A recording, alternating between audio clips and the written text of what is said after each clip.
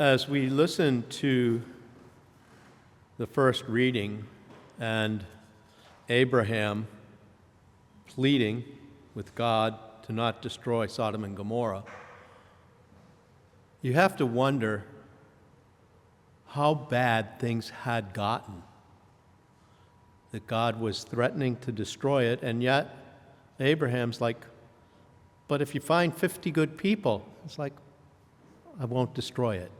And we hear the bargaining going on and on, down to 10. And as we listen to it, it becomes God had to have had a very heavy heart that this communities had gone so far away from who they were called to be.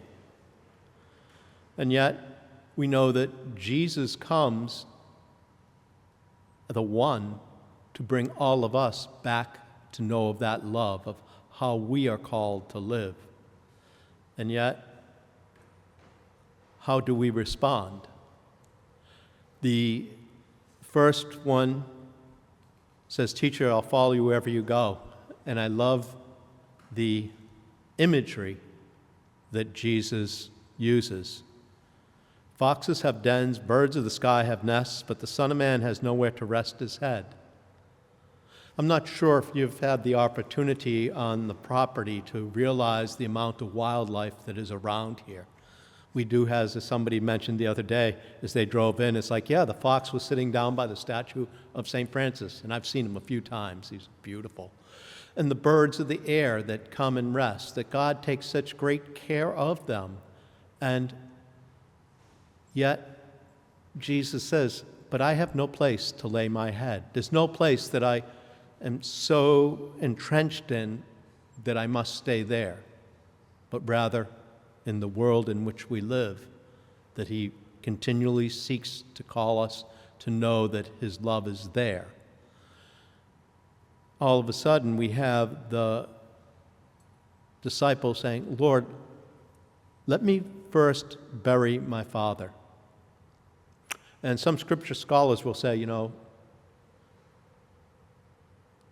how old was his father? What condition was he in? Did he already die? Because a funeral would happen very quickly before sunset. And Jesus is like, no. First and foremost, come and follow me.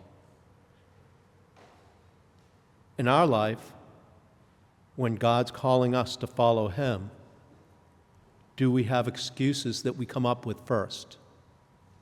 That just let me do this other thing first, Lord. And it's like, no. It's like, Lord, help me to recognize, to love God first and foremost, whole mind, body, and soul. And then to share that love with my neighbor. And not to be coming up with excuses that prevent us from following the will of God.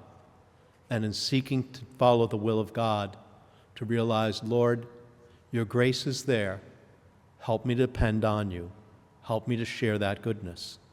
As we celebrate today the martyrs of Rome in 64, after Rome was burned, the destruction, the cruelty, the inhumaneness of so many dying in the name of God, that grace that they endured to death, that love of God, may always remind us, Lord, give me the grace I need for this day to truly seek to do your will, to try to understand your love, and continue to, in my world today, to realize the opportunities I have to make the gospel real, the love of Jesus true, and that goodness, understanding, for the Lord is kind and merciful.